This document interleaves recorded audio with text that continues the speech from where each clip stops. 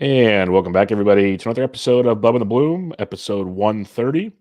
We're going to talk about some Bloom boards, talk about swinging strike percentages, ball percentages, ERAs, who should be not doing as well and who isn't, vice versa, stuff like that. Talk about some recent news because there was a bit of big news on Tuesday to discuss and much, much more. But first off, you can find me on Twitter at BDintric, the podcast at Bubba Bloom Pod, and my co-host, as always, on the Twitter at RyanBHQ. Ryan Bloomfield, how are we doing, my friend? We're doing great, man. Hell of a Tuesday. The for me, the vocal cords are getting a run. I guested on the Fantasy Feud podcast earlier today with Sarah Sanchez and Shelly Verstrate, which was a ton of fun. And then the baseball today, the Trout injury and the associated Twitter takes. We had a brawl between the Brewers and the Rays. Uribe and Jose Siri. Siri's lucky he had that ear hole on his helmet. That's all I got to say. A lot of whiffs in that one. We had a Ryan I don't know if you saw the Ryan Feltner.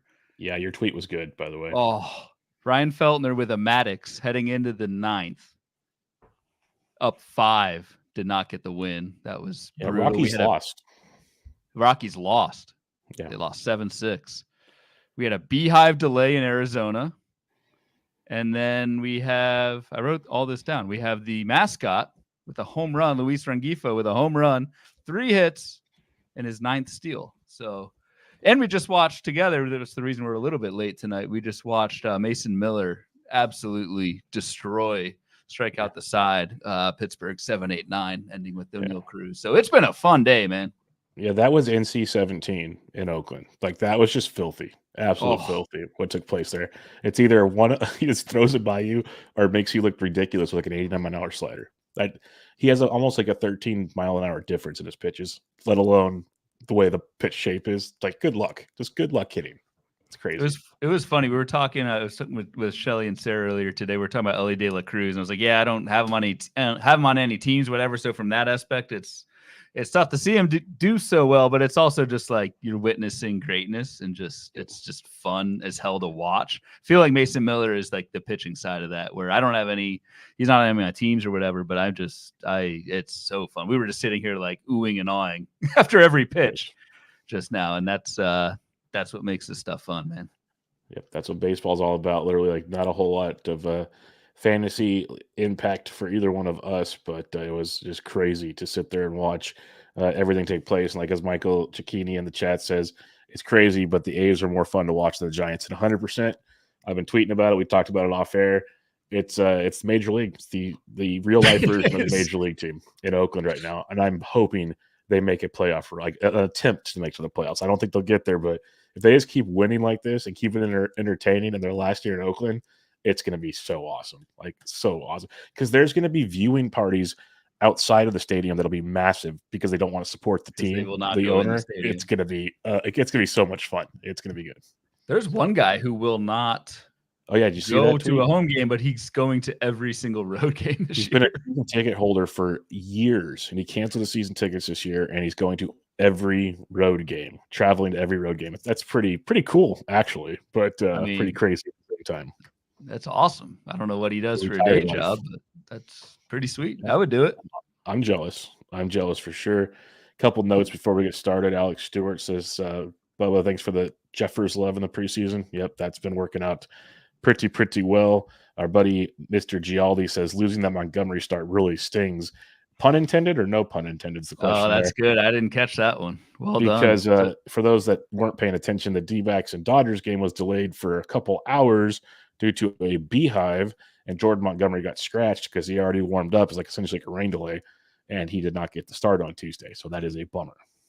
It was pretty good. I think they had to like wait for a local pest control company to get in the stadium, and then they showed the dude on the video board, the bee guy who, I don't know, did whatever he did, exterminated, removed them, whatever, and everyone gave him a round of applause. So I don't know, man. This sport is just it's beautiful some days on a random Tuesday night. Yeah, that's what a response from one of our Twitter followers, listener to the show, Timothy, who's in some of our leagugues. I tweeted something out earlier, like, did I miss anything? And he sent back, he's all, besides one of the strangest Tuesday nights of baseball I've ever seen, not really. And then I started looking at box scores, and I'm like, yeah, that was pretty wild stuff there. So, yeah, we'll see how that plays out. All right, let's get to it. Boom. Biggest news of the day and for most of the season now. Mike Trout, yet again, heads to the IL. Like super disappointing news because we started seeing Mike Trout steal bases again, hit home runs, look like the Mike Trout of old. And now he's going to have surgery on a torn meniscus in his knee. It's usually like at least like a 6-weekish thing, maybe longer, depends. It's an easy procedure now, depending on the severity of the tear. But like it's laparoscopic most of the time. You're in, you're out the same day. It's not season ending. It's just a matter of how much they actually have to repair is what it comes down to. So we're losing Trout for some time. We are.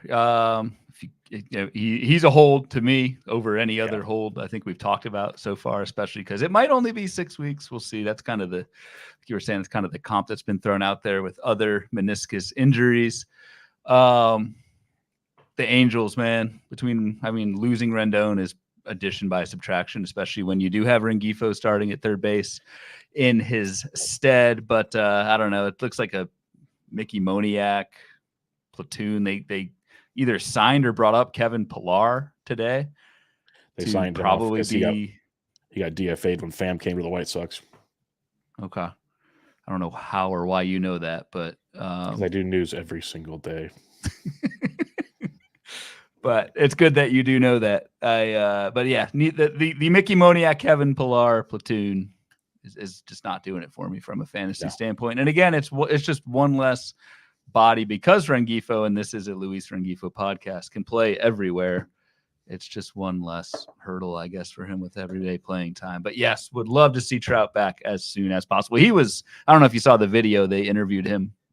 Yeah. He was pretty tore up. I mean, it's got to be frustrating for the guy, man. Yeah, no, it's frustrating for the guy. For baseball fans, I'm not even going to make this a fantasy thing because Twitter's taking care of the BS on that one. So I'll just keep it simple. I guess it just sucks. Like we were talking about how we liked just watching Mason Miller because we're baseball fans. I think you can pretty much agree that I'm going to just speak for most people. We like watching Mike Trout play baseball. That's just the way it works.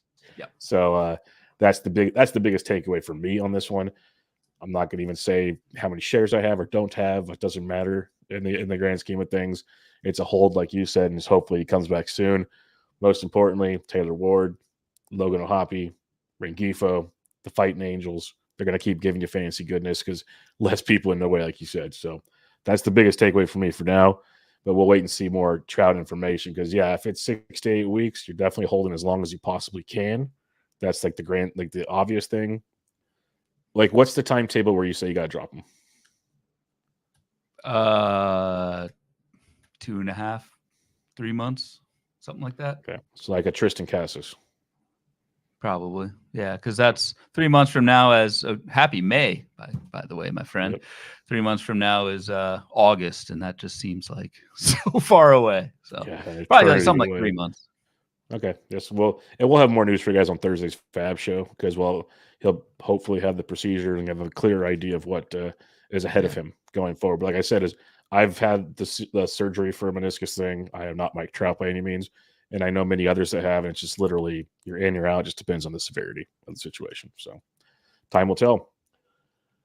Jordan Beck, we had a slew of prospects get called up the last day or two. So we'll start with Jordan Beck of the Colorado Rockies, one of their top prospects.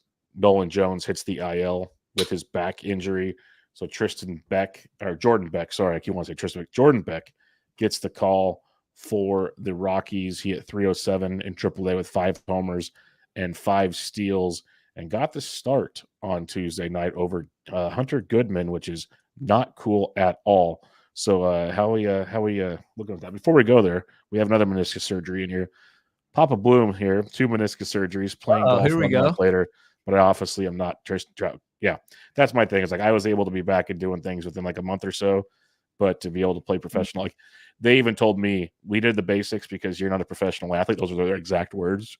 We would have done more if we knew you were going to be like doing stuff. Let's put it that way. So, okay, Jordan Beck, prospects. What are we thinking here? Because both of us are pretty much not on prospect guys, is what it comes down to. So, I'm kind of a wait and see. I actually picked up some Hunter Goodman shares this past week, so this is not making me feel great about life, but we'll see what Beck has, I guess. Yeah. I again, shameless plug for Baseball HQ, but I always lean on our prospect team that Chris Blessing heads, and we do call up reports for every single prospect that gets the call every single day, and it's super helpful.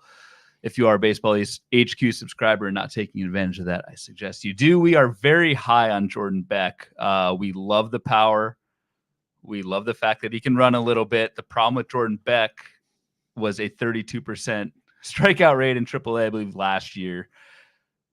Or sorry, AA, 32% last year. Lowered that strikeout rate to 20% so far in AAA this year. So there were some plate skill gains with Jordan Beck that I think are very interesting. And I actually think from a per plate appearance basis, this is my favorite prospect that we will talk about tonight. It's just the plate appearance thing. We don't know. I mean, you just brought up Bubba, the Hunter Goodman example. We don't know if Jordan Beck will play every day, but it is obviously a good sign that he started tonight, left field, righty on righty. It went 2 for 4. So went 2 for 4. So, I mean, it's all about playing time, and the Rockies not playing games. So, Jordan Beck, I was very impressed by the HQ write up, and when they do something like that, it catches my attention for sure. Yeah, no, I'm very intrigued. And I guess the good thing is it's one of those where he gets called up at the beginning of the week, so we get to see these prospects all week, see how the teams utilize them, get a better feel for the situation. Like, imagine if Heston Kierstead was called up on Saturday, played the one game, and then imagine how much fab money would have been spent then. There's already a lot spent this last week I thought was kind of like suspect. Just imagine if there's like a one-day situation and then he sits after that. That's when it really, like, I'm mad about Hunter Goodman stuff, but I spent like $13. Right. So I can live with that in the grand scheme of things. Exactly. And even like a Sean Bouchard is playing relative, but you're not spending much there. So we'll see. I don't know. Did you say, or did we know how long Nolan Jones is? I mean, with back issues, they have not given an update. It's been lingering with them for a while. Like, he's missed games here and there. I expect this to be, I'd say 2 to 4 weeks if I had to be nice, but I'd probably lean closer to the 4 weeks situation. I think they want him to be fully healed before they keep this. Do you want a Chris Bryant situation is what it comes down to. Yeah. And that's the question. Like, you have to think that the back issue was driving Nolan Jones is just straight up awful start. Maybe not the sole reason, but certainly did not help. And if you rush that back, it's no bueno. But again, who knows what the Rockies are thinking. Yep. Yeah, exactly. Tyler Black got called up by the Milwaukee Brewers in the preseason. I know we've even talked about on this show that a lot of us thought Tyler Black would start the season as like the third baseman for the Brewers. It did not happen. A lot of things, moving parts and injuries took place in Milwaukee. But Black got the call. He was hitting .303, 5 homers, 3 steals in 25 games at AAA this season. Put up some power, lots of speed last year in the minors. The early reports out of Milwaukee is he's going to play primarily first base and DH, which I thought was interesting. So it still leaves a bit of a platoon role because Rhys Hoskins is going to play pretty much every day. He's been playing first base or DH too. So what's your thoughts on this Tyler Black when he did not play on Tuesday night? Or did not start? Did not play Tuesday night. And I don't know if that was just, it was the day he got called up and just wasn't ready, or if it's an actual platoon thing because it was against a lefty tonight and Tyler Black did not play. Even if it was just they called him up, I don't know. I don't know how often Tyler Black plays. We saw what Milwaukee did with Oliver Dunn, who started playing against right-handed pitching and then just disappeared. I'm not going to say that's going to happen with Black, but I think best case, this is a strong side platoon. We'll talk Thursday on the Thursday show what Milwaukee's schedule looks like for next week. Tyler Black is like not your typical third baseman. The reason we were both talking about him back in draft and hold season was the 55 steals between AA and AAA with a good strikeout rate and like a 300 average. So this is a guy who's not just a one-trick pony. And there's even some power. Like, he had 18 home runs last year, 14 of which at AA. So like, skills are there. It's just, is he going to play? Is he going to play enough? So again, we have a few days to see what that playing time situation shakes out as. So we'll adjust accordingly. But he's exciting. Yep. Very, very exciting, especially that corner infield speed you mentioned. That's very, very tough to find. The next prospect, Joey Loperfido of the, I believe that's how you pronounce it. It's what I've been hearing everywhere. Houston Astros. Bloomfield's grimacing, so we got a 4-star review coming up. Yeah, we just got a 2-star review for that one, man. Yep. Yeah, Loperfido, and he got the start. He went 1 for 5 with 2 RBIs on Tuesday night. In AAA, was hitting 287, 13 homers, 5 steals. So a lot of power, speed. He's been kind of hyped up for a few weeks. I think you talked about just losing out to him in either tout or labor recently from Dr. Roto. But the reports here is Jose Abreu is getting the Alec Manoah treatment, I want to call it. He's going to he's going to the rookie league, the rookie camp in Florida, the penal league or something. Yeah, I saw that tweet. I was like, he's been optioned to and like it wasn't like a level. Nah, he's in like the Florida Gator Gulf Coast Key West League, and you got Loperfido was in the lineup today. John Singleton went deep, was in the lineup today. But the early reports are the Astros want to play Loperfido as much as possible, and mainly in the outfield, they said. So that's the early reports. What's your thoughts on him? It is pretty interesting to compare the HQ write-up on Beck versus Loperfido. Much higher on Beck. Better numbers for Loperfido. Like the power looks really good. It is Pacific Coast League, so you do have to take PCL numbers with a metric ton of salt, not just a grain. 30% strikeout rate in AAA for Loperfido as well. So like there's power, speed, but I worry about the Ks. That said, I do think his playing time, at least in the short term, Loperfido's playing time is safer than Beck's. We'll see. Feels like. Just because, yeah, you don't get demoted to the penal league and come back in a week. So we'll see. Like you said, Loperfido played left tonight, but can move around. Chas McCormick's been hurt a little bit. So I think Loperfido with a big week this week is going to be very expensive in Fab and probably too expensive for me, but we'll see. Yeah, that's kind of where I'm at. I think there's so much hype behind Loperfido right now that it's probably already a no for me is what it's going to come down to on that one, but we'll wait and see. It is first base, and I do need some corner infield help in a few leagues, so that might change things on that situation, but we'll see. It'll be fun to see between Beck, Black, and Loperfido how things go this week, and maybe we get what is it? I'm just totally blanked. The Toronto prospect, Arelvis Martinez. Arelvis Martinez. Maybe we get him pretty soon. We got Caminero in Tampa Bay, who's chomping at the door. Manzardo has hit a bunch of home runs of late. Like there's a lot of, but the Guardians don't really need help. That's the problem. Like they're unlike these other teams. Guardians are structured at the moment. So more prospects to come is my point. So don't blow it all right now if you really don't like them. That's the goal of this situation. Yep. All right, Mad Max Scherzer. This is a bummer because he had a rehab start. Things were good. And then he was scheduled to throw another rehab start this week. And now that has been put on hold as Max is dealing with a thumb soreness situation. And he's going to be shut down until said thumb soreness comes back. So I just wanted to bring it up. Not sure if there's really a whole lot else to say about this, but we were supposed to get Scherzer back maybe as early as next week. That's going to be a few weeks away now. Yep. Yeah, I don't really have anything to add there. You just kind of wait until he comes back. But yeah, it would have been awful nice to have that. It's like one of the best feelings in fantasy when you have been stashing somebody and you get to put him back in. It's like maybe that's just me. Maybe it's not that exciting. It's exciting. But I almost had that feeling today with Vaughn Grissom. And stashing him all year and then was going to get activated with Boston and then has the flu. So I had to womp, put him back on my bench. So I'll get that feeling Friday, maybe.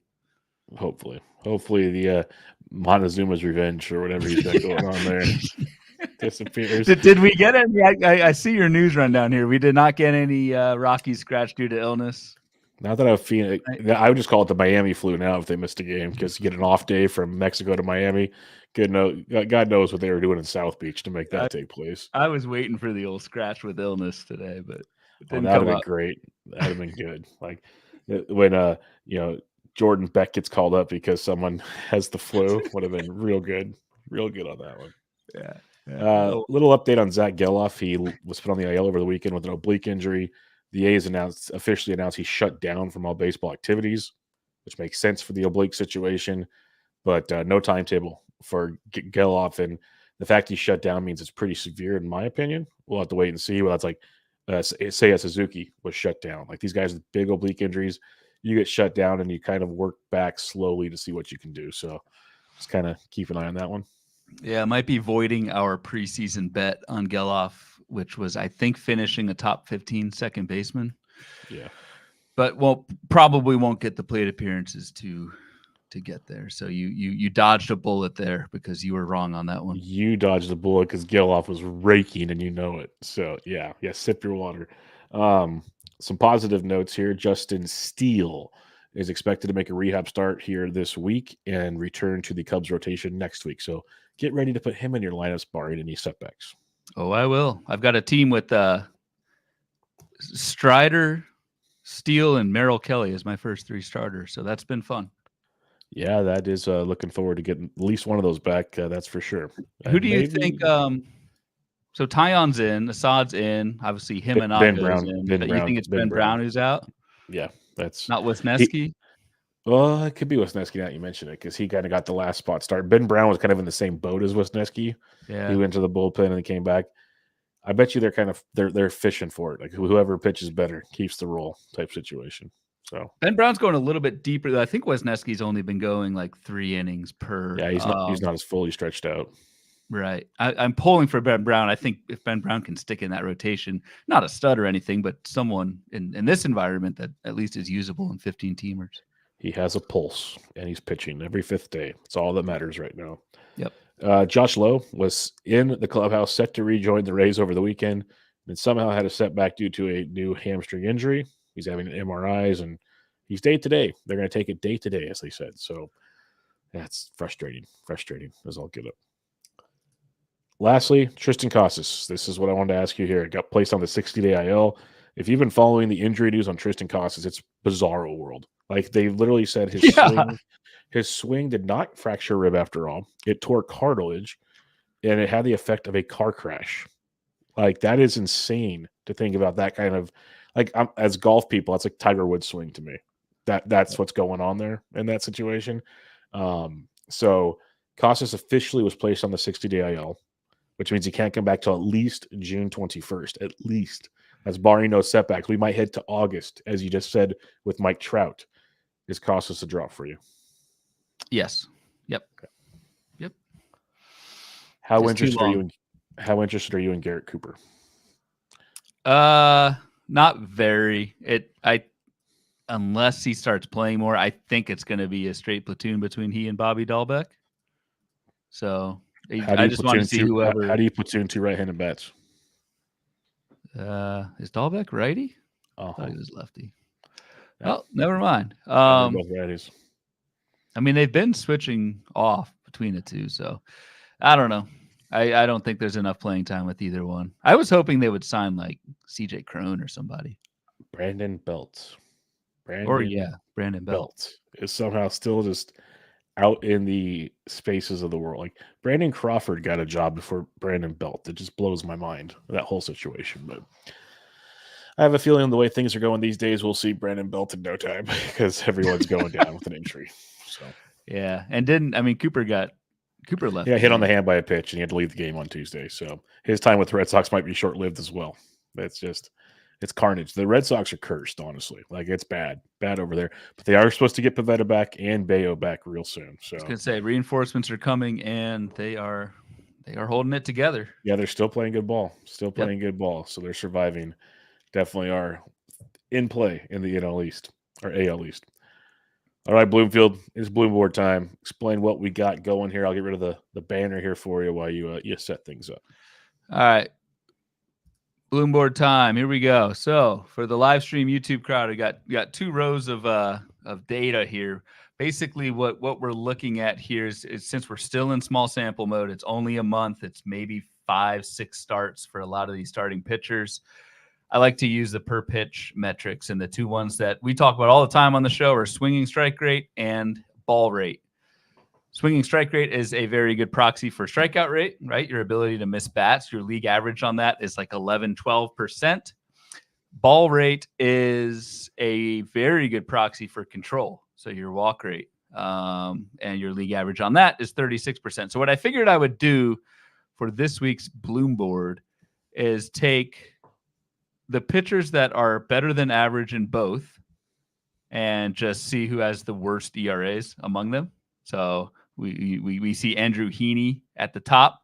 And then on the flip side, on the right side of our screen with the red is pitchers who have the best ERAs, but worse than average swinging strike and ball rates, if that makes sense. So just looking at the ability to miss bats and throw strikes, again, there's a lot more to, and that's why, I mean, that's the purpose of the show tonight, is to paint some context onto this. It's not just two numbers that you judge pitchers by, but it's two numbers that I really look at and trust, especially in smaller samples, to see like just how effective on a per pitch basis a lot of these pitchers are. And it is wild to see, just especially after 6 starts, how much ERA can vary between a lot of these guys. So that's what we're looking at tonight. We did get I know we do listener questions at the end, but this is just relevant. Michael Sakini asked where I get ball rate, and I don't know why, but it's like not available anywhere. Yeah, you think it would be by now. You would think it would be like we use it in the forecaster, but we translate it into like an expected walk rate, so it's a little bit easier to digest. Fangraphs has in their stat download or whatever has the number of balls and the number of pitches, so I just divide that and get the number. But I would like to see, just personally, I know Toby uses ball rate all the time. Rob DiPietro uses it all the time. It's a very good stat. I would like to see it more widely used, and it's just intuitive, right? Yep, it is. Don't want to throw balls. It leads to walks. Maybe you have a connection at a website that can incorporate that onto the player pages. I might. We'll see what I can do there. Just gonna throw that out there right now. But let's have some fun here. I think we're going to talk probably talk pretty evenly on both sides, but there's some very intriguing names on the left side, the high ERA, but very good, strikes and ball percentage guys here. I'm going to start with Garrett Crochet right out the gate here. 5.97 ERA, but a 14.1% swinging strike, 34.5% ball rate. Like when you look at the underlying stats, like the Sierra's 2.66, xERAs, xFIPs, you name it, everything indicates much, much more. I actually watched his start on Monday night against the Twins, a very good Twins offense, and outside of the two-run homer to Santana, he looked really, really good. Like he was kind of locked in there. So I'm still optimistic on Crochet. Again, we're going to have the innings limit at some point in time, so there could be some wear and tear stuff with Crochet, but he's pitching much better than this ERA indicates, in my opinion. What's your thoughts on Crochet? He has, and it's been complete up or down. The first 3 starts for Crochet, a combined 4 earned runs, and then gave up 5.75 in a pretty nasty 3-start stretch, starting April 13th, ending on the 24th. And then, Bubba, the start that you watched looked great again. And even, I was saying, I don't have Crochet anywhere, but just a lot of folks on Twitter, a couple of those starts just got like really squeezed. And those starts could have been much friendlier than they actually were. So the biggest problem for me with Garrett Crochet is how long is he going to throw? This is a guy who is coming off Tommy John surgery in 2022, was a reliever, only threw 54 innings in 2021. I don't think he was in the majors in 2019. So there's like no workload history here for a guy, again, coming off Tommy John, but not only coming off Tommy John, but coming off Tommy John as a reliever. And now to come in as a starter, he's already thrown 34 innings. And so, like, you can be very high in Garrett Crochet, but you have to know the clock is ticking. And that's the problem with, like, yes, the results have been bad, but the skills are good. Well, there's a decent chance we've already seen, like, a third of his season.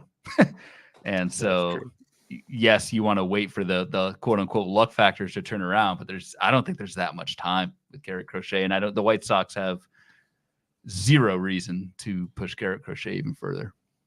Yeah, I'm going to keep using him until things change in the usage pattern. Yes, but yes. Yeah, I locked him into my lineup again this past week, and he's just one of those guys where I know the good times are coming. And as Michael says in the chat here, Crochet's 8th in K to walk. He's been quite unlucky, Yep. So he's got the goods. It's just a couple things here and there, and things can change. Just for fun, let's talk Ryan Feltner. Oh, come on, dude. 5.68 ERA, 13.3% swinging strike, 33.5% ball. You already mentioned he had the Maddox going into the 9th, then all heck broke loose like the Rockies can do. Ben Tidd, friend of the show, he's been big on the whole Feltner train this year. You were big on the Feltner train last year. Feltner was a popular stream this week. And for reasons of what we're seeing here, if you dig deeper into other metrics, he's actually been pretty good. But what's your thoughts on this whole Feltner thing? Yeah, Feltner lowered his ERA from 5.68, which is what we have on the sheet here. Lowered it to like 4.20 or something with 8 1/3 and or 8 innings and 2 earned tonight. What a freaking brutal ending to that stream. I was so happy because I have been Feltner multiple times in multiple years, and I put my trust back in Feltner, and he looked great, but yeah, just did not end that well. In all seriousness, like Feltner, he's on this list for a reason. He does get a ton of whiffs. He throws strikes. I'm never starting him in Colorado. No. But like this week was the stream. I don't know who their second. It's a very soft second opponent. But top of my head, I'm thinking Pirates. I'm going to pull up. I think you're right. I think it was at Marlins at White Sox. So like Feltner is a very good stream, and I think no matter against most opponents on the road, Ryan Feltner is I think a usable piece because he does get a ton of whiffs and throw those strikes. But I would not use him at Coors. Yeah, at Pittsburgh this weekend. So yeah. That's a good. go. Yeah, and then next week he's at home against Texas. You could drop him this Sunday if you'd like. That's kind of the way. I probably am. Depending, but yes, you're not starting him at home. All right. Well, your boy Jack Flaherty was amazing on Tuesday. There's revenge games, and then there's Jack Flaherty revenge games.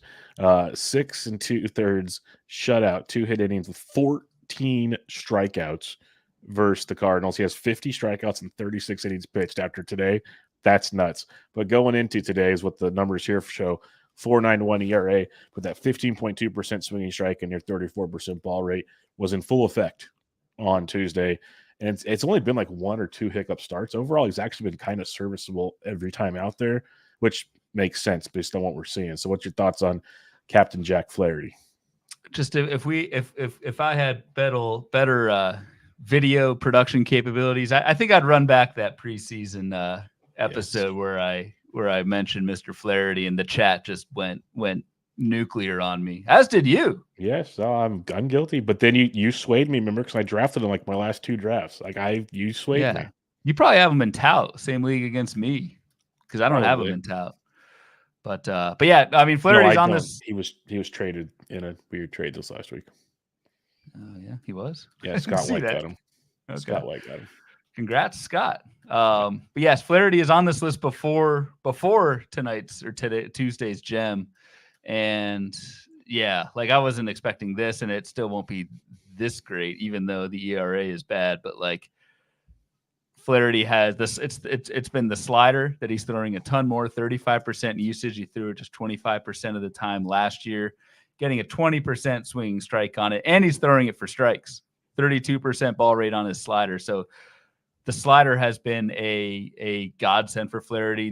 The four-seam fastball velocity is up half of a tick, and he's throwing a curveball that misses a ton of bats too. It's actually his best swing and miss pitch. So like Flaherty has a good fastball that he throws for strikes and gets whiffs, and 2 secondaries with a 20% swinging strike each. Like that is a formula for a lot of success. And then you tack on the contextual factors, like probably not getting a bunch of run support with Detroit, but that's a damn good park to pitch in. So I would say buy low on Jack Flaherty, but today happened, so probably can't. Yeah, probably can't. So that's a bummer. But what is not a bummer is Brendan Pfaadt, who I think we went from your guy. We're going to go to one of my guys now. Go to your guy. Yeah, even though you can't spell his name, he's still your guy. Fought. 4.63 ERA, 12.1% swinging strike, 32.5% ball rate. He had 11 strikeouts in his last start against the Seattle Mariners. Just looking at game logs, it's fun to see like the home run issues are still there. 2 games without a home run, though. That's a positive in my mind. More importantly, 3 out of the 6 games, 0 walks.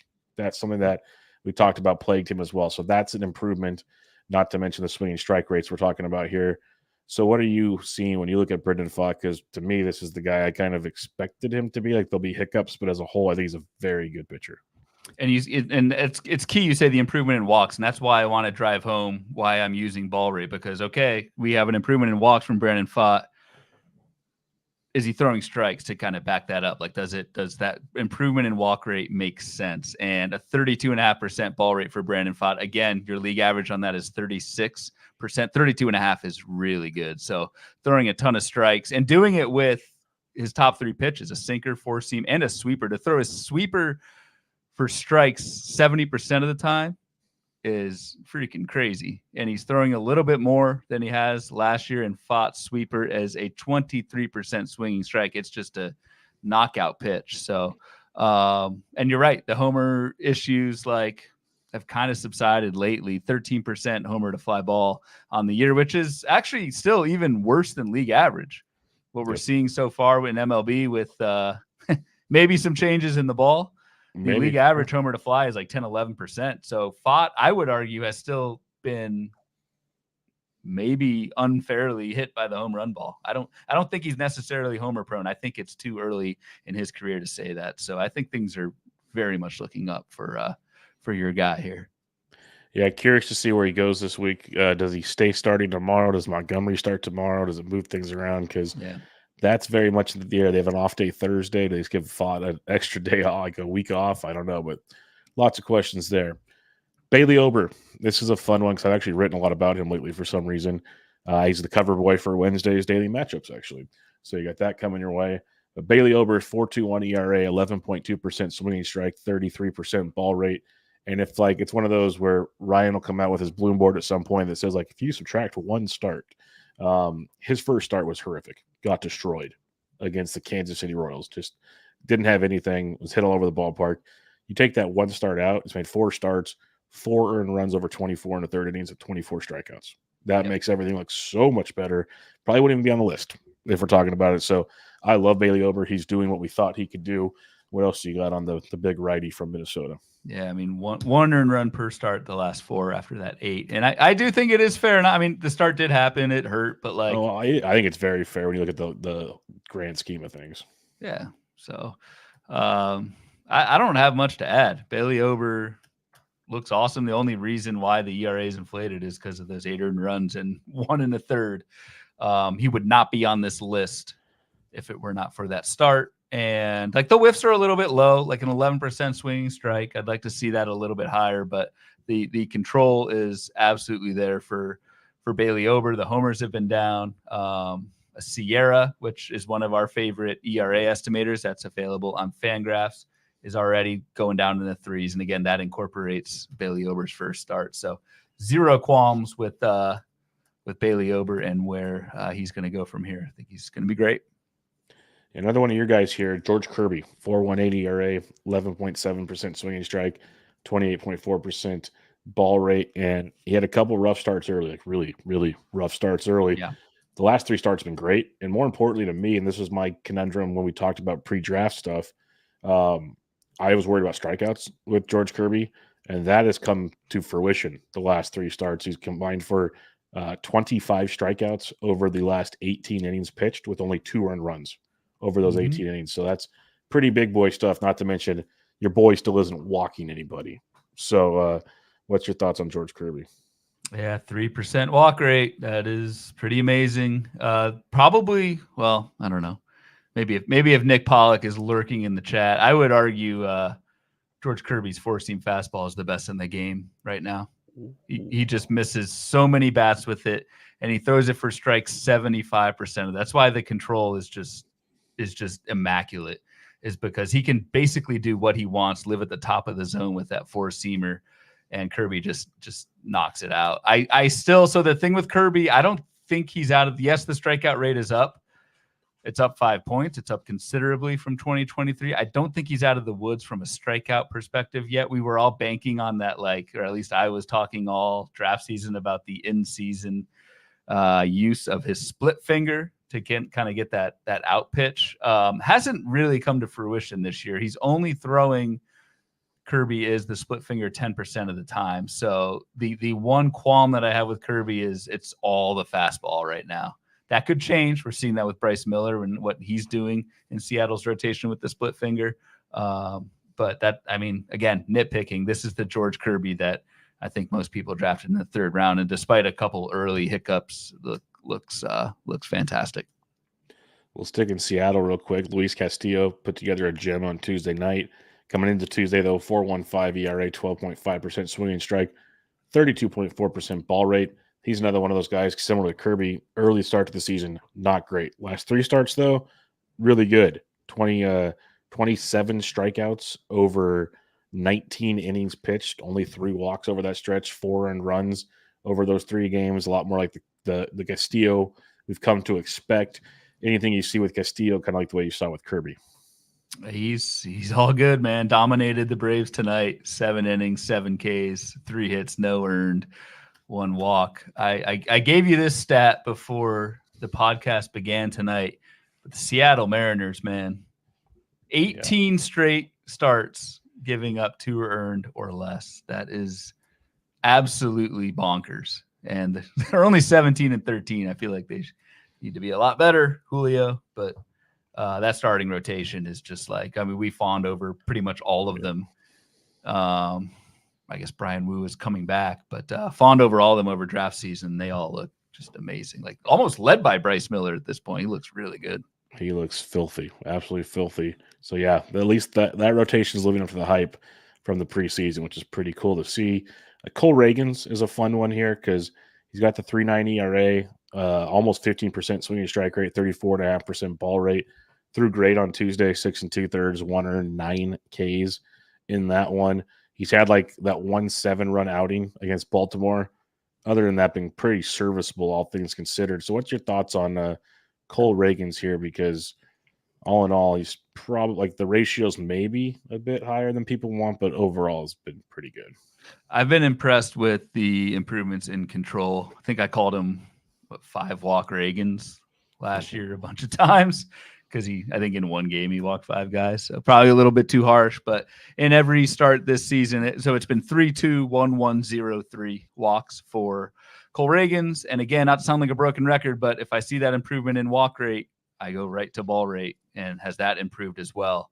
And it has, going down to 34.5%. I think that was up above 36% last year for Cole Reagan. So the improvement in walk rate is bolstered by the fact that he's throwing more strikes, and he's throwing more strikes and still missing a ton of bats with that swinging strike up near 15%. So it's looking pretty rosy for Cole Reagan, someone who I have no shares of, but certainly root for him. He looks really damn good. I want to ask you about Hunter Green here. 3.63 ERA, 12% swinging strike, 35.4% ball rate. He's looked great in his 2 road starts, which we've said all along was something Hunter Green can do. And he's like 50-50 in the home starts. Kind of what we said all along Hunter Green could do. So when you're looking at this list here, when it comes to Hunter Green, are you like excited about the improvements, or are you still thinking this is a ticking time bomb? I'm still in ticking time bomb mode.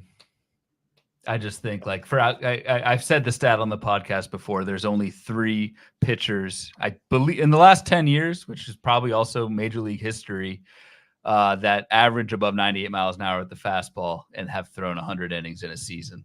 Hunter Green's one of them, and he's done it twice, but he's never gone over 130. And so I just worry, you tack on the park. Bubba, you mentioned the home road splits there. Like, of anyone on this left side of this bloom board here with the favorable swinging strike and ball rates, Hunter Green is non-Andrew Heaney division, probably the one that I'm least excited about, just with the injury risk and how hard he throws and how like you are really holding your breath in half of his starts because they're at home. Yep, I'm with you on that one.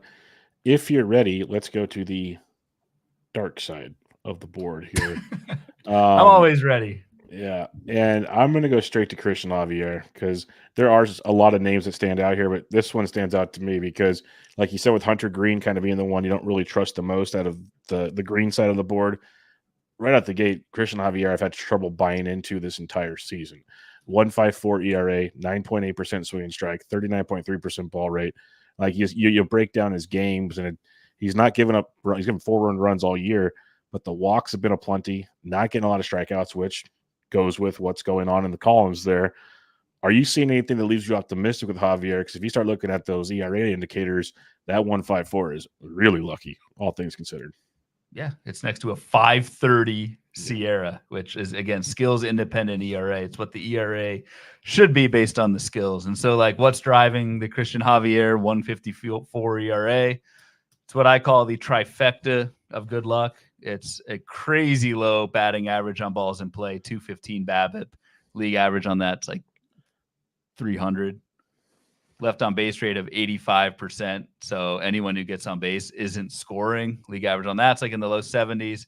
And a 3% homer to fly ball rate. Like, he's not allowing home runs. And I say that as like a good thing, but that's not going to hold up for very long. So, like, yeah, Christian Javier is this is the kind of the problem with playing fantasy baseball in 2024. You would say sell high, but like everyone I think sees this stuff. But just to dig that one level deeper and look at the whiffs and the inability really for Christian Javier to throw strikes, and it's really ugly. And like, Javier has been the one kind of shining star of the Houston staff. Yeah. But I think that's going to dim very quickly.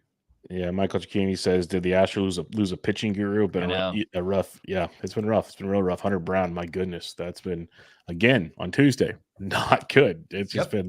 He got lit up again on Tuesday. So eventually you got to be like, just send him to AAA and get fit, kind of like the D-backs did with Brendan Pfaadt a lot last year. Just send him back down, like, figure things out, because, yeah, it's interesting. All right, Jordan Hicks, let's do it. Guy. My guys. Let's do it.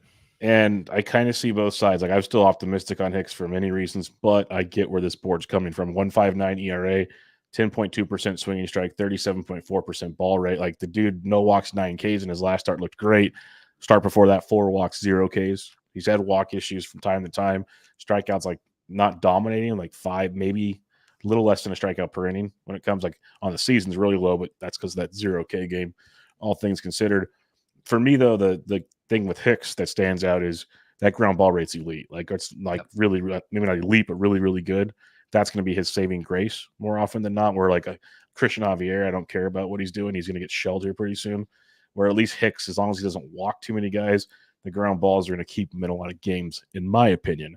What do you say on Jordan Hicks? No, that's something that this board misses, is when you have a legitimately elite skill to keep the ball on the ground. And I've talked about the exponential benefits of a ground ball rate above 50%, Hicks being right near 60% is just absurd. And it's not even that. It's what your team is. I mean, you've mentioned this by adding Nick Ahmed and Matt Chapman. You even thought, like, you want to talk getting clips when I mentioned that earlier in the season, and you looked at me like, what? I'm like, they're building for their pitching staff. Yep. And they're doing it with basically all their starters, especially once Cobb comes back. But and Estrada's got more like wins above defense, like whatever replacement numbers, like than most at second base. Would shock people. Look at Estrada. Yeah, so like that's something that these numbers are going to miss. And so I do think, so obviously Jordan Hicks isn't going to hold a 1.59 ERA. Would you take the over under on 350 the rest of the way?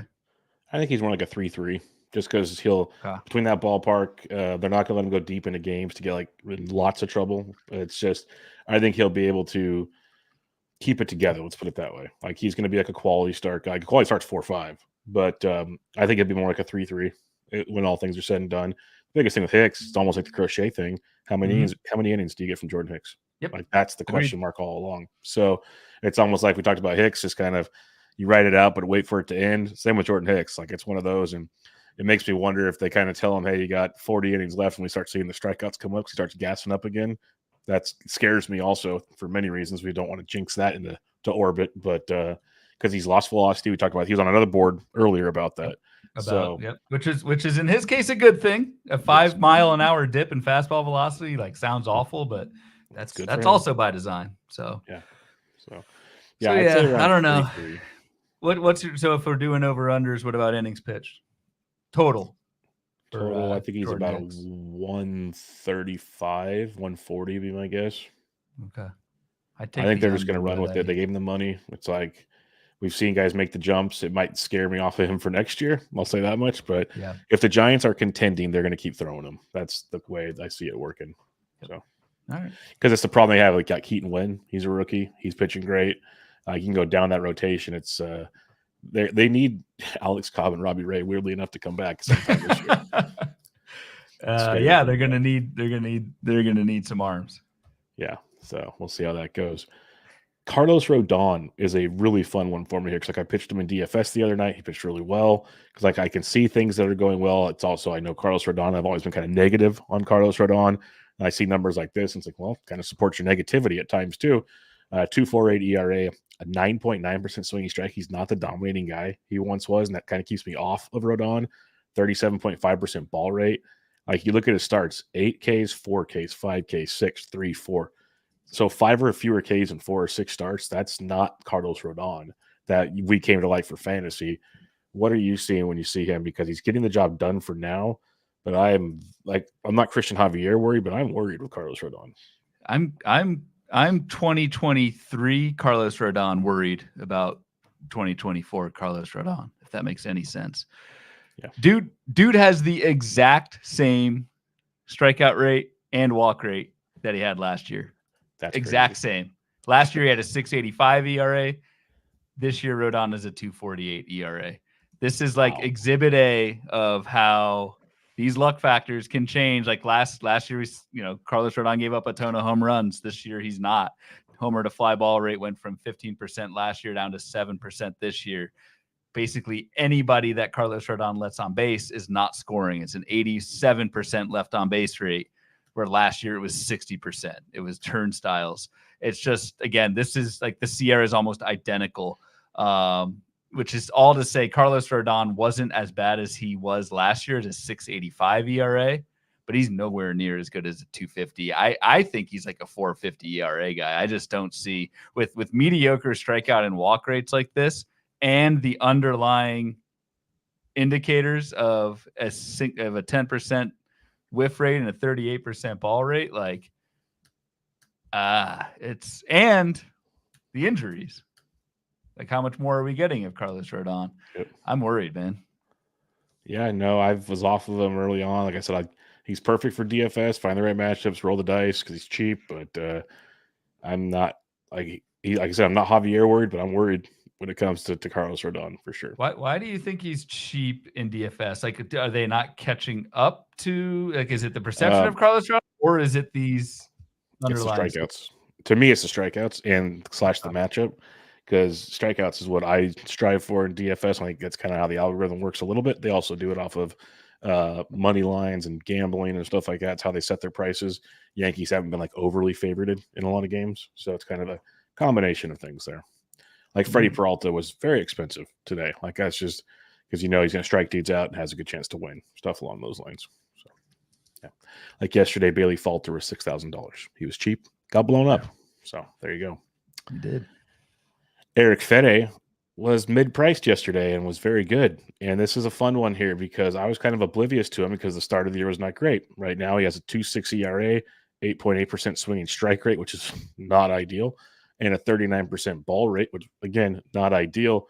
His first 3 starts, it was like he only gave up 7 runs, but it kind of was kind of smoke and mirror. He went 5 innings twice. But the last 2 starts, at least, he's gone at least 6 innings, 2 earned runs or less, and 20 combined strikeouts in 14 or 30 innings. Like a whole different pitcher the last 2 starts. So I don't know what Eric Fede is out there these days, but those last 2 starts were awesome. First few starts, I'm like, yeah, he's just like not even streamable at times. So what do you see when you see Eric Fede? Yeah, I'm not going to lie. I have no idea what to do. Yeah, it's all over the board. It's all over the board. So like you can look at these season-long numbers and say, oh yeah, 2.60 ERA, and he's not a 2.60 ERA guy. We all know that. But you could look at these season-long numbers and be like, oh, he's going to suck. But 20 strikeouts and no walks over his last 2 outings. Like, yes, that's a tiny, tiny-ass sample. But, like, I think that's something you need to at least look at. I don't see a major change in pitch mix over his last 2 outings. I'm looking at Eric Fede's pitch usage chart right now on Baseball Savant, and I don't see anything wild there. I have not looked or really have delved into the pitch movement, I guess, to see if there's anything there either yet. But yeah, someone who I honestly, I know people don't want us to throw up our hands, but I'm not going to sit here and make up something that I don't really know. Like I have no idea what to do with Fede for someone who looked so bad to start and looked unhittable his last 2 starts. Like I don't know how that happens. He dominated the Rays, which Rays are kind of dwindling offense, but he went into Minnesota, one of the better offenses in baseball of late, and dominated. So it's very confusing to how that one's going down. And I wouldn't overly invest. Some people did this past week, but I'm curious. Like, it's one of those I'd like to wait and see. I'll probably wait too long, but I'm going to wait and see more with Fede than anything. Same. All right, I'm going to let you roast me if you want, but Brady Singer is on the board. He has a 2.62 ERA, 10.9% swinging strike, 37% ball rate.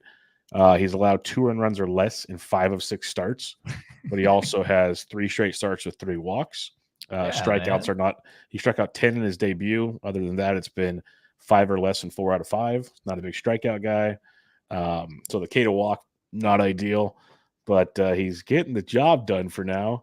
What do you have? Roast me, Bloomfield. No, you're just like all happy over there. Well, because I'm waiting for you to tell me. What was our bet? What was our bet? Was he a bet? No, you just like to make fun of me every time I mentioned it. I just destroyed. We should have done a because Singer was one of your end game start. We should have done a Jack Flaherty versus Brady Singer. Oh, but yeah, I think I tried. I think I proposed that to you, but you ended up being on Flaherty. So yeah, once you talked to me about him and I started looking at him more, like Flaherty stood out a lot. I was with you there. Yeah. So I can't sit here and say what I just said about Jordan Hicks and not say the same thing for Brady Singer. It is an elite ground ball rate. Yep. It's a ground ball rate that has been at 50% and now is upwards of that magic number 60%. And he gets ground balls with a slider, his sinker, every single pitch gets a ton of ground balls. So Brady Singer is somebody, as much as I hate to say it, who can outpitch what you might see as a pedestrian strikeout minus walk rate. You happy yet, or should I keep going? I'm all ears. I got nothing but time. No, that's it. I got nothing else. That's his one true skill, man. Hey, that true skill gets him to not destroy my team. I'll run with it. Given the walks might not help my whip ratios, but ERA could help, and maybe sneak a win here and there. Probably not, but we'll see. I'll give you one more. Good volume. 153 innings, 159 innings each of the last 2 seasons for Singer too. I'm pretty sure that's one of the reasons he stood out to me late in drafts is when he got late in the drafts, most guys didn't have volume where Singer had that built in. And Singer's the guy that just needs one more pitch to really develop him, and it still hasn't quite got there yet, but that would be a plus. Yeah, no, you're right. Like the slider is really good, but he throws it almost half the time.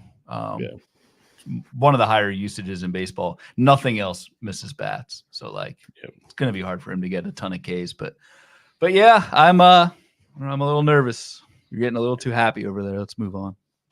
All right. Well, I'll give you this one because you can roast this boy all you want. Lance Lynn. You even said it before the show. Can't stand this guy, man. Yeah. 2.64 ERA, 10.6% swinging strike, 39.1. Like, this is what we wanted him to do all last year because all the indicators were like he had the big ERA, but the indicators showed he should be better. All the strikeouts are still there. Never happened. Now he's doing the opposite this year. So I'm just going to give you the floor on this one. What's your thoughts on Lance Lynn, who has been literally it's 3 earned runs or less in 5 of 6 starts? It's just total BS, dude. Total BS. We were all over Lance Lynn last year, and obviously I'm still hurt about it. I'm happy he's doing. I have nothing against the guy, but personally, it's just crazy to see an ERA drop 3 full runs from 5.73 last year to 2.64 this year. Same whip, exact same whip. Strikeouts are down from 24 to 21%. Walks are up from 8 to 10%. Whiffs are down from 13 to 10%. And ball rate is up from 36 to 39%. Basically, every metric that I look at, Lance Lynn has been worse this year than he was last year, despite having a 2.64 ERA. And it won't last, but I don't know. That's it. Got myself worked up too much. It won't last. It won't last. Yeah, it's pretty crazy because I'm a big guy, so I'm allowed to say things like this. I've seen a couple Lynn starts. He looks bigger this year. Like the dude Does I haven't watched. He's like throwing in the towel. It feels like he's like, I'm back in St. Louis. They paid me. I'm just gonna throw like my 4 different fastballs and pray they stay in the ballpark. And I'm gonna go eat the buffet afterwards. And like he's morphing into Bartolo Colon right now. It's, as Sarah Sanchez speaks in, he looks 50. Yeah, he looks like a ragged old man out there. I can't.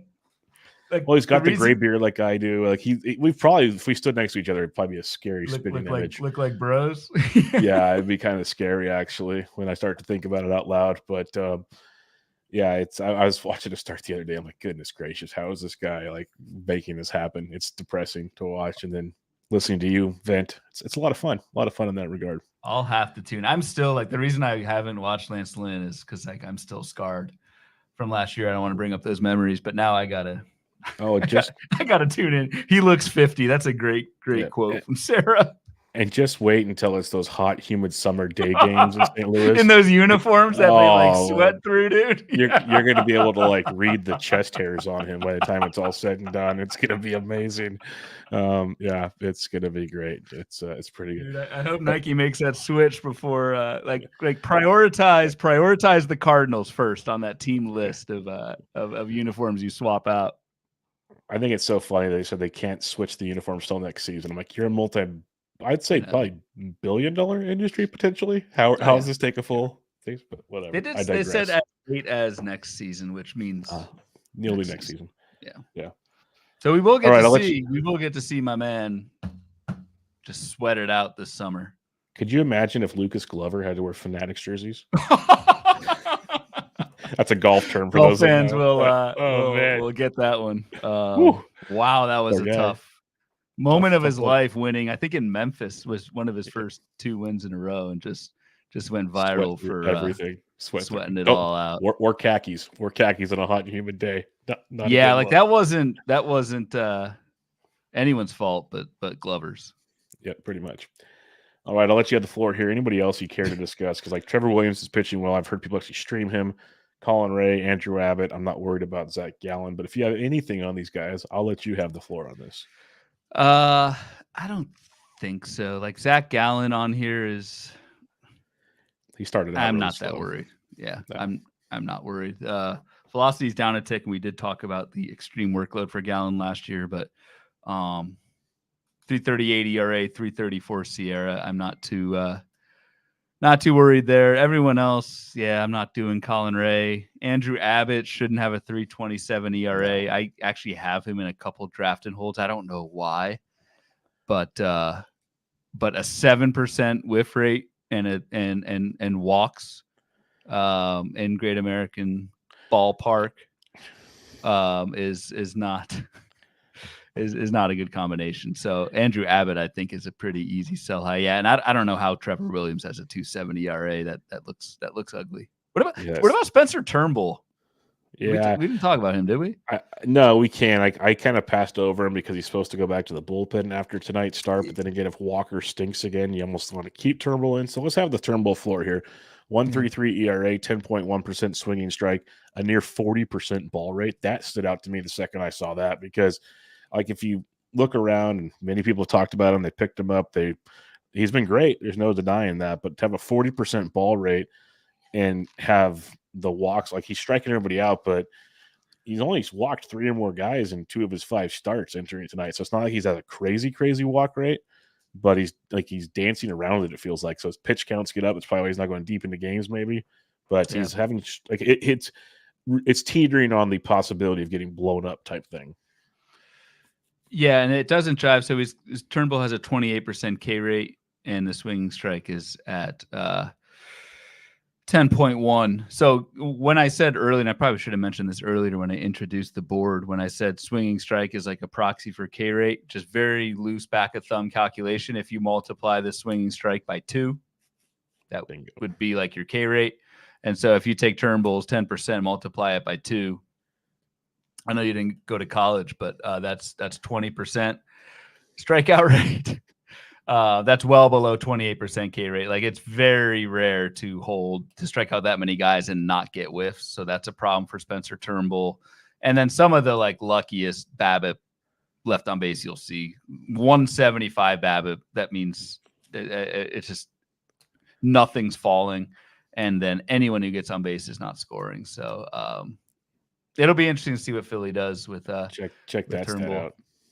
He had 0 walks tonight, still only 61% strikes. That's so wild. For someone who didn't go to college, that's a 39% ball rate for those keeping track at home. Damn, dude, I was hoping you got it wrong because you sounded pretty confident in that, but you got it. Math was my skill set, my friend. And you never know, maybe there's something to it. Maybe you can buck that trend. I'm not saying, swing, strike, and ball is, for every single player, it's an indicator, but I don't know. He's got a close to 48% ground ball rate, so he's getting close to that 50% tier. Yep. But we've seen this Turnbull thing before, and if all it takes is one outing where he starts walking too many guys, and it just gets ugly quick, and then he gets the early hook also, which doesn't help things out. It's all over the board. So yeah, that's the only reason I skipped him over is because I figured he's going to be gone, but he might not, because Taijuan Walker looked horrible in that first start. So we'll see how that goes.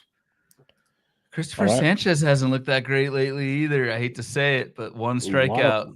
A lot of walks. And I think, 1 whiff, 0 whiffs on Monday night? I think he had 1 whiff Monday night. Yeah. That ain't going to cut it. No, it's not. He's overall, he's had a 10 strikeout game. So maybe it's just an off night for Christopher Sanchez. But I wouldn't totally rule out if something's wrong with Christopher Sanchez. Velocity was down, folks. Yeah.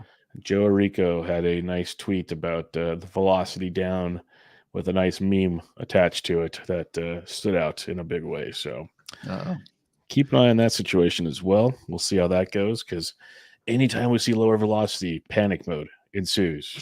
Make sure to keep an eye on that. And this year, anytime you see higher velocity, panic mode ensues. Yeah, we love the panic. That's the name of the game. Panic, and not Joe Panic, just panic. So I don't want any Joe Panic. What's he doing these days? He's probably selling cars in North New Jersey or something. He went to Rutgers University from the area. I was like, why'd you? Okay. Yeah, Giants right here, buddy. I got you. All right. So yeah, well, we'll wrap it up there, Bloom. Unless you have any final thoughts on all this. Mike Trout is going to be non-existent for a while, unfortunately. Twitter's probably a buzz for the last hour we've been away, so that'll be fun. Final thoughts before we come back with our Fab preview on Thursday. No, my one takeaway from this episode is I guess Lance Lynn is must-watch TV, so I'll be checking out his next start, reporting back to the pod what I see. I expect you to be in your dungeon down there, turn the game on, watch it, and tell me all the goodies to come, because see, I wasn't alone in this one when Sarah immediately comments on it as well. Lynn looks just ragged, man. It's a rough go for Mr. Lance Lynn. Just hope it's hot and humid. Man, like I'm telling you, like a July 12th game or something's gonna be awesome. Absolutely, it's one of those where 4:00 local, just hot. I can't remember what pitcher it was, but one of the pitchers on the Chris Rose rotation said that with the New Jerseys, they're gonna have to He said usually already he's a heavy sweater, so he has to change at least once in the game his jersey. Yeah. He's I might have to change 2 or 3 times and change my pants, which I never do, because the pants is the complicated part. You have to go all the way to the locker room where jerseys can just be hanging in the hallway. Yeah. So this is going to be, I think, the white home pants with the white home shirt. Lance Lynn. I hope he's. Never mind. We'll leave that one to your imagination on that one. But on that note, we'll end the show and continue the conversation. On that note, make sure y'all check out Ryan on Twitter at RyanBHQ, the podcast at Bubba Bloom Pod. I'm at BDentric. Thanks again for listening. As always, everybody, this was Bubba the Bloom, episode 130. Catch y'all next time.